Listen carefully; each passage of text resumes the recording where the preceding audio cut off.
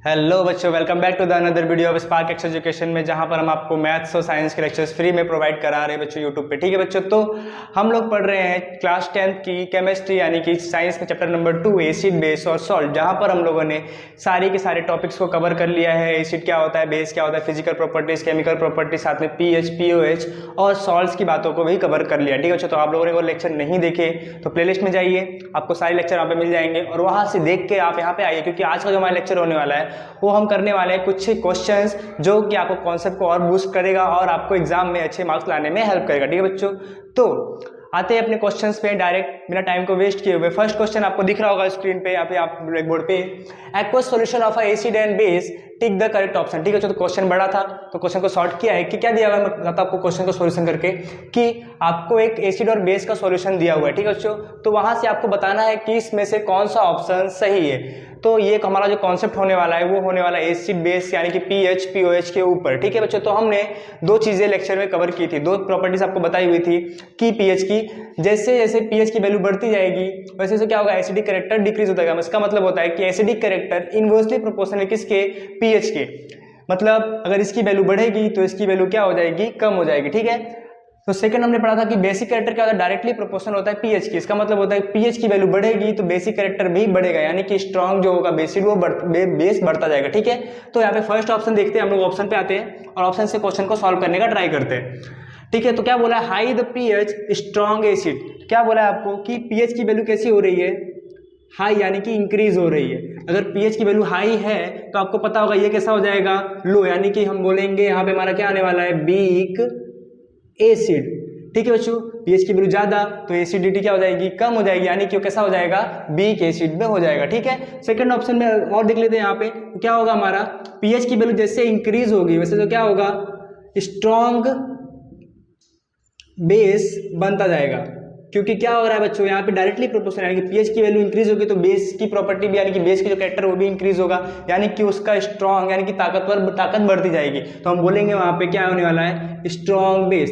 तो ये हमने इस कॉन्सेप्ट के ऊपर से सीखा था, तो इसी कॉन्सेप्ट को यहाँ पे अप्लाई करते हैं कि क्या बोला है, हाई पीएच स्ट्रॉन्ग एसिड। तो आपको देख रहे हैं हाई पीएच है तो कैसा एसिड है, वीक एसिड है, यानी कि ये ऑप्शन हो गया आपका गलत। फिर क्या बोला बच्चों, सेकंड बोला है high the pH weak acid. तो high the pH weak acid यानी कि सेकंड ऑप्शन कैसा हो गया आपका, ट्रू, यानी कि सही। थर्ड आते हैं, lower the pH strong base, यानी कि क्या बोला यहाँ पे, पीएच की वैल्यू क्या कर दिया है, कम कर दिया। हमने क्या लिया था, स्ट्रॉन्ग, यानी कि पीएच की वैल्यू अगर कम होगी तो कैसा हो जाएगा, वीक बेस। ठीक है बच्चों, यानी कि पीएच की वैल्यू कम हो रही धीरे धीरे तो क्या हो जाएगा, वो वीक बेस हो जाएगा। तो यहाँ पे आते हैं, यहाँ पे क्या लिखा है, लोअर पीएच स्ट्रॉन्ग बेस। हमने क्या किया, लोअर पीएच था हमारा क्या आया था, वीक बेस आया था। और आते फोर्थ ऑप्शन, यानी कि गलत हो जाएगा। फोर्थ ऑप्शन क्या बोल रहा है, लो द पीएच वीक बेस, यानी कि जैसे जैसे पीएच की वैल्यू कम होगी वैसे क्या होगा, वीक बेस हमारा आएगा। तो यानी कि हमारा चौथा ऑप्शन भी सही होगा। तो यहाँ से हम बता सकते हैं कि हमारा first and fourth option correct है। आई होप आपको पीएच के ऊपर के सारे आप क्वेश्चन आप इजीली कर सकते हो। ठीक है बच्चों, यहाँ पे आएगा सेकंड एंड फोर्थ। ठीक है बच्चों, तो सेकंड क्वेश्चन पे देखते हैं इसके बाद। तो बच्चों सेकंड क्वेश्चन आपके स्क्रीन पे दिख रहा होगा ब्लैक बोर्ड पे कि tick the correct one when HCl gas passes through water, यानी कि जब HCl गैस को वाटर के अंदर से पास करते हैं तो इसमें से कौन सा ऑप्शन आपको सही लग रहा है वो बताना है, कि कौन सी प्रोसेस होगी वो बताना है। ठीक है, तो आपको रिएक्शन याद होगा कि जब एसिड को, किसी एसिड को पानी के अंदर से डालते हैं तो क्या होता है, वो आयोनाइज हो जाता है। यानी क्या होता है, एक पॉजिटिव आयन यानी कि H+ आयन निकलता है और एक नेगेटिव आयन वहां से निकलता है। ठीक है बच्चों, तो हम यहाँ पे देख लेते हैं, हमको क्या दिया हुआ है, एक HCl गैस यानी कि HCl दिया हुआ है। तो HCl को पास कराना है कहाँ से, H2O के अंदर से। तो आपको पता होगा कि HCl का क्या होता है, एक H+ होता है और एक होता है Cl-। तो ये तो ब्रेक होने वाला है H+ और Cl- में। लेकिन आपको पता होगा कि H2O भी टूटता है H+ और OH-, यानी कि यहाँ पे क्या बनने वाला है, आपको हाइड्रोनियम आयन क्रिएट होने वाला है। यानी कि ये किसके साथ रिएक्ट करेगा, इसके साथ, क्योंकि आपको बताया हुआ था मैंने एक लेक्चर में भी कि ये क्या होता है, बहुत ही अनस्टेबल होता है। क्या होता है, बहुत ही अनस्टेबल होता है, जिसकी आप अनस्टेबिलिटी के बारे में आगे क्लास में पढ़ेंगे, क्यों अनस्टेबल होता है उसके बाद बताया जाएगा। ठीक है बच्चों, लेकिन हमें सिर्फ इतना जानना है कि क्या होता है, ये बहुत अनस्टेबल होता है क्योंकि इसके पास अभी इलेक्ट्रॉन है ही नहीं, क्योंकि प्लस में आ गया, यानी कि इसके पास क्या सारे इलेक्ट्रॉन इसके चले गए हैं, यानी कि खाली हो गया, इसलिए कैसा हो गया, बहुत ही हाईली रिएक्टिव हो गया। ठीक है, तो इसलिए क्या करेगा, ये वाटर के साथ रिएक्ट कर लेगा, यानी कि H2O+ plus H plus gives H3O plus, यानी कि इसे हम क्या बोलते हैं, इसे हम बोलते हैं हाइड्रोनियम आयन। और ये क्या है अपना, ये है अपना हाइड्रोजन आयन। ठीक है बच्चों, तो ये बात थी कि जब भी किसी एसिड को पानी के साथ रिएक्ट कराते हैं तो वो एक प्लस आयन और एक नेगेटिव आयन में टूटता है, लेकिन जो उसका H प्लस होता है बहुत ही अनस्टेबल होता है, इसलिए क्या करता है वो रिएक्ट कर लेता है पानी के मॉलिक्यूल के साथ में और हाइड्रोनियम आयन फॉर्म करता है। ठीक है बच्चों, तो ये था अपना कॉन्सेप्ट। तो इसी कॉन्सेप्ट को यूज करना है, इन चारों ऑप्शन में से बताना है कि आपको कौन सा ऑप्शन सही लग रहा है। तो फर्स्ट बोला है do not ionized, does not ionize, यानी कि क्या बोल रहा है, आयोनाइज ही नहीं होगा। तो आपने देखा यहाँ पे क्या हुआ है, 2 आयन में तो ब्रेक होगा ही होगा, ये आपने पढ़ा हुआ है। तो यानी कि फर्स्ट ऑप्शन कैसा हो गया आपका, गलत हो गया। सेकंड क्या बोला है, आयोनाइज द सॉल्यूशन, यानी क्या हो जाएगा, आयोनाइज तो हो जाएगा। ठीक है बच्चों, यानी कि आयोनाइज तो हो गया है, तो यानी कि सेकंड ऑप्शन भी कैसा हो गया, सही हो गया। थर्ड क्या बोल रहा है, फॉर्म हाइड्रोनियम आयन, क्या बना रहा है, हाइड्रोनियम आयन बना रहा है। ठीक है, तो ये रहा अपना हाइड्रोनियम आयन, यानी कि हाइड्रोनियम आयन बनने वाला है क्योंकि H प्लस होता है अनस्टेबल, ये बात हमने पता है, तो यानी कि ये ऑप्शन भी सही हो गया। फोर्थ ऑप्शन देखते हैं, form hydrogen ion, hydrogen ion बन तो रहा है लेकिन वो अनस्टेबल होने के कारण हाइड्रोनियम आयन में कन्वर्ट हो गया, यानी कि उसका जो स्टेबिलिटी यानी कि जो एग्जिस्ट वो करने वाला नहीं है सॉल्यूशन में बहुत देर तक। ठीक है, वो तुरंत ही क्या हो जाएगा, हाइड्रोनियम आयन में कन्वर्ट हो जाने वाला है, यानी कि ये ऑप्शन भी क्या हो जाएगा आपका गलत। तो यहाँ से हम कंक्लूजन निकाल सकते हैं कि option 2 and option 3 are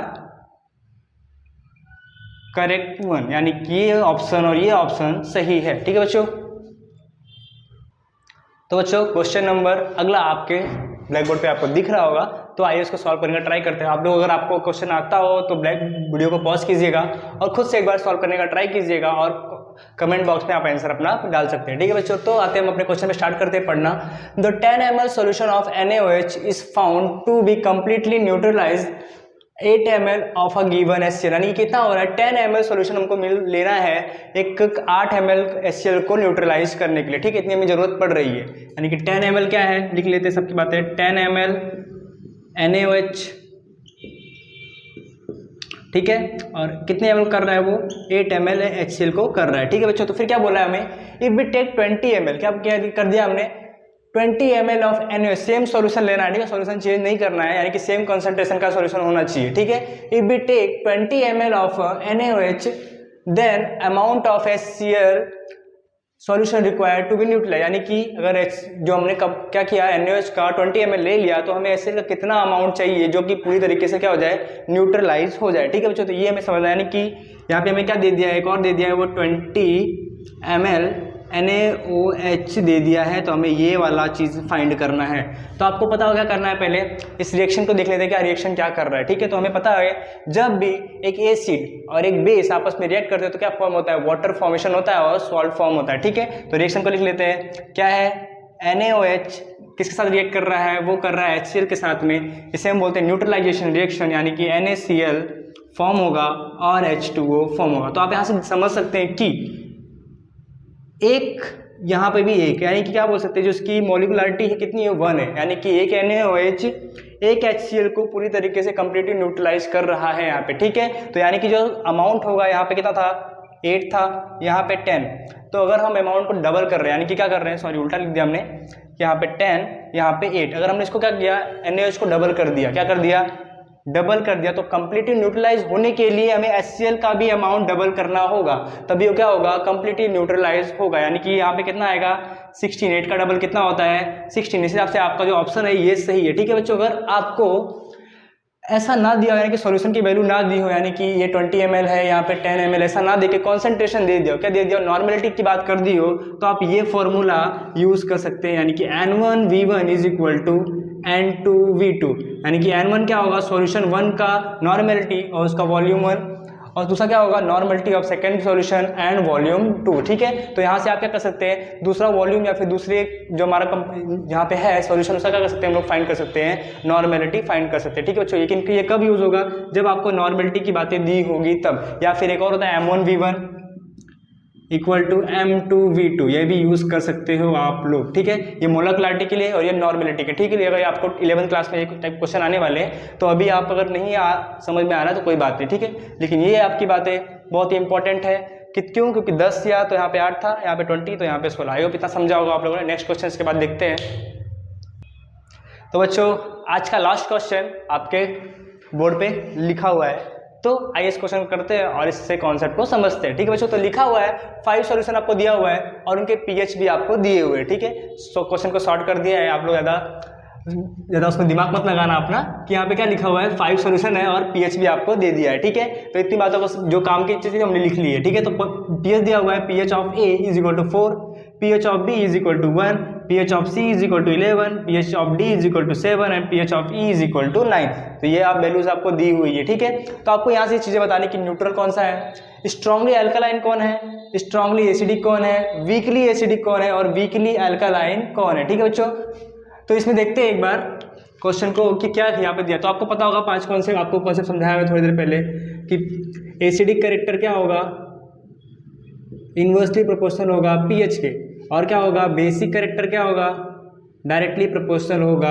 pH के। यानी कि जैसे जैसे पीएच की वैल्यू बढ़ती जाएगी बेसिक कैरेक्टर भी क्या होता जाएगा, बढ़ता जाएगा। ठीक है, तो यहाँ पे स्टार्ट करते हैं। फर्स्ट आपको पता अगर पीएच की वैल्यू 7 हो, हमने बताया था अगर पीएच की वैल्यू ग्रेटर देन 7 हो तो हम क्या बोलते हैं, उसे नीचे लिख लेते हैं इसको। अगर पीएच की वैल्यू क्या हो, ग्रेटर देन 7, तो हम यहाँ से कर सकते हैं, इसको बोलेंगे ये बेसिक होता है। अगर पीएच की वैल्यू लेस देन 7 तो हम बोलते हैं इसको एसिडिक होता है। और पीएच की वैल्यू अगर 7 हो तो हम क्या बोलते हैं इसे, न्यूट्रल भी बोलते हैं। ठीक है, तो ये थी हमारी, ये बातें हमने पढ़ी हुई थी। ठीक है बच्चों, तो आप इस क्वेश्चन को यहाँ से भी कर सकते हैं, इस क्वेश्चन को आप यहाँ से भी कर सकते हैं। अगर आपको यहाँ पे वैल्यू दे दी है तो आपको ज़्यादा बेटर पड़ेगा कि आप लोग ये यूज़ करें। अगर आपको वैल्यू ना दी हो तो आप लोग ज़्यादा बेटर पड़ेगा ये वाली कॉन्सेप्ट को यूज़ करें। ठीक है बच्चों, तो आइए स्टार्ट करते हैं अपने क्वेश्चन को। आपको दिया हुआ है क्या, पीएच की वैल्यू है 4, तो आपको 4 क्या दिख रहा है, 7 से कम यानी कि लेस है, तो हम क्या बोल सकते हैं, वो कैसा है, एसिडिक हो जाएगा। क्या हो जाएगा, एसिडिक। तो हम लिख लेते हैं यहाँ पे कैसा है, ये एसिडिक है। ठीक है बच्चों, सेकंड पे आते हैं। पीएच की वैल्यू कितनी है, 1, कितनी है 1, तो 1 क्या होगा, 7 से कम है। क्या है, 7 से कम है, तो हम क्या बोलेंगे, ये भी कैसा हो जाएगा हमारा, ये भी हो जाने वाला है एसिडिक। फिर हम देख रहे हैं यहाँ पे पीएच की वैल्यू कैसी है, 7 से ज़्यादा, तो 7 से ज़्यादा क्या हो जाएगा, तो आप बोलोगे इसे सर बेसिक है। क्या है, ये बेसिक हो जाएगा। ठीक है बच्चों, डी वाला क्या बोला, अगर पीएच की वैल्यू 7 है तो 7 के लिए क्या यूज़ होता है, तो आप बोलोगे सर न्यूट्रल, न्यूट्रल हो गया। ठीक है बच्चों, फिर क्या बोला है यहाँ पे बोला है कौन सा, सॉरी पीएच की वैल्यू अगर 9 है तो क्या होगा, 9 के लिए क्या होता है, तो पीएच की वैल्यू 7 से ज़्यादा है तो क्या बोलेंगे, इसे हम लोग बेसिक बोलेंगे। क्या बोलेंगे, बेसिक। तो ये हो गया, हमने सारी बातें यहाँ पे लिख ली है। अब आते हैं क्वेश्चन के ऊपर। तो इसमें से न्यूट्रल कौन सा है, तो क्या बताएंगे आप, न्यूट्रल कौन सा है, तो आपको साफ साफ दिख रहा होगा कौन सा कंपाउंड न्यूट्रल है, तो आप बोलेंगे सर डी वाला क्या है, न्यूट्रल। तो यहाँ पर लिख देंगे न्यूट्रल कौन सा हो जाएगा, डी वाला ऑप्शन क्या हो जाएगा, न्यूट्रल हो जाएगा। ठीक है, यानी कि डी सॉल्यूशन जो होगा कैसा होगा, न्यूट्रल सॉल्यूशन होने वाला है। फिर आते हैं स्ट्रांगली अल्कलाइन, यानी कि स्ट्रांगली अल्कलाइन का हमको मतलब पता होगा बच्चों से, बोलते हैं बेसिक, यानी कि स्ट्रांगली बेसिक कौन सा है, यानी सबसे ज़्यादा बेसिक कौन सा है, तो उसका हम यहाँ पे इस कॉन्सेप्ट को यूज़ करेंगे। जिसकी पीएच वैल्यू ज़्यादा वो कैसा होगा, स्ट्रॉन्ग बेसिक की तरफ मूव करेगा। ठीक है, तो हम देखते बेसिक हमारे पास कौन कौन से है, तो ये 2 हैं। ठीक है, एक 11 और एक 9। तो इन चीज़ों में देखिए सबसे ज़्यादा वैल्यू किसकी है, तो आप बोले सबसे ज़्यादा वैल्यू किसकी है, तो सी की है। यानी कैसा हो जाएगा, ये स्ट्रांगली एल्केलाइन, कैसा हो जाएगा, स्ट्रांगली एल्केलाइन। तो लिख देते हैं यहाँ पे ऑप्शन सी वाला आ जाएगा। ठीक है, फिर आता है हमारा स्ट्रांगली एसिडिक कौन सा है, तो यहाँ पे आइए आप, पीएच की वैल्यू जितनी कम उतना ज़्यादा एसिडिक। तो पीएच की वैल्यू सबसे कम कहाँ पे दिख रही है, तो एसिडिक 2 सॉल्यूशन है आपके पास, 4 वाला और 1 वाला। सबसे कम कौन सा है, सबसे कम बोलोगे आप सर बी वाला, यानी कि 1 है। यानी सबसे ज़्यादा एसिडिक कौन सा हो जाएगा, स्ट्रांगली एसिडिक। तो यहाँ पे आ जाएगा ऑप्शन आपका बी, यानी कि सॉल्यूशन नंबर बी क्या हो जाएगा, स्ट्रांगली एसिडिक हो जाएगा। ठीक है, अब क्या है हमारे पास, वीकली एसिडिक। क्या है, वीकली एसिडिक, यानी कि कम जो होगा एसिडिक कौन सा होगा, तो आप यहाँ पे 2 ही ऑप्शन दिख रहे हैं। ये तो स्ट्रांग हो गया, ठीक है, क्योंकि वहाँ से हमने देखा पीएच की वैल्यू जितनी कम होगी उतना ज़्यादा हाईली स्ट्रांग एसिड होने वाला है। तो ये तो होगा स्ट्रांग एसिड, तो इससे कम ये वाला होगा। ठीक है, तो हम बोल सकते हैं ए वाला कैसा हो जाएगा, थोड़ा सा हमारा वीकली एसिडिक। कैसे, वीकली एसिडिक। ठीक है, इसके कंपेरिजन में, इसके कंपेरिजन में कैसा हो जाएगा, वीक हो जाएगा। फिर आता है हमारा लास्ट और अंतिम, जिसे हम बोले वीकली अल्कलाइन, यानी कि वीक बेस कौन सा है, इसमें से हमें बताना कि वीक सबसे कौन है। तो आपको दिख रहा होगा 2 ऑप्शन बेसिक में। तो आपको पता है बेसिक कैरेक्टर कैसा होता है, डायरेक्टली प्रोपोर्शनल है, यानी कि पीएच की वैल्यू जितनी ज़्यादा उतना ज़्यादा कैसा होगा, स्ट्रॉन्ग बेस। यानी कि हमें क्या करना है, पीएच की वैल्यू जितनी कम होगी उतना क्या होगा, वीक बेस होगा। क्या होगा, उतना ही क्या होगा, हमारा वीक बेस होने वाला है। तो सबसे पीएच की वैल्यू सबसे कम इन दोनों में कौन सी है, 11 और 9 में। तो आप बोलोगे सर 9 वाला कम है, तो कैसा हो जाएगा, ये हो जाएगा स्ट्रॉन्ग, सॉरी ये कैसा हो जाएगा, स्ट्रॉन्ग बेस, और ये कैसा हो जाएगा, वीक बेस। ठीक है, तो यहाँ पे लिख देते हैं कौन सा आ जाएगा, सी वाला ऑप्शन आ जाएगा। आई होप आप लोगों ने समझा होगा। ठीक है बच्चों, तो अब इतना ही लेक्चर करते हैं अपने, उसके बाद आप नेक्स्ट चैप्टर करने वाले हैं लाइफ प्रोसेस वाला, बायोलॉजी का। तो बच्चों आप लोग चैनल पे बने रहिए। अगर आप लोगों ने वीडियो को लाइक नहीं किया तो लाइक कर दीजिए, शेयर भी कर दीजिए, और साथ साथ में सब्सक्राइब भी कर देना। ठीक है बच्चों।